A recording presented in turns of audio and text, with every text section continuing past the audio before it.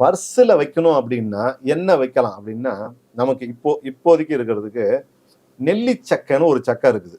நாட்டு மருந்து கடையில் கிடைக்கும். நெல்லிச்சக்கை. அந்த சக்கையை வாங்கிக்கிங்க. அதெல்லாம் விலையே கிடையாது. ஒன்றும் பெரிய விலையே கிடையாது. அது வாங்கிக்கலாம். அதிமதுரம்னு ஒன்று இருக்கும். அதிமதுரம்னு நாட்டு மருந்தில் இப்படி விரலாக இப்படி இப்படி குச்சி குச்சியாக இருக்கும் அது. அதை வாங்கிக்கலாம். அதை வாங்கி வீட்டில் கொண்டாந்து இடித்து அது கட்டை மாதிரி இருக்கும். அந்த சுண்டு விரல் மாதிரி இருக்கும். இடிச்சின்னா அப்படி பிரியும். நல்லா கட்டை கட்டையாக அது சக்கை சக்கையாக பிரிஞ்சுக்கும். அதில் நல்லா வந்து மல்லி அர்த்தர், ஜவ்வாது ரெண்டுத்தையும் கலந்து நல்லா ஊற வச்சுங்க. அதை ஒரு கிண்ணத்தில் போட்டு ஊற வச்சு அதை தூக்கி அப்படியே மணி பர்ஸ்லையோ பெண்கள் பேக்லேயோ வச்சுக்கிங்க. நமக்கு பணத்தை ஈர்த்து கொடுக்கும்.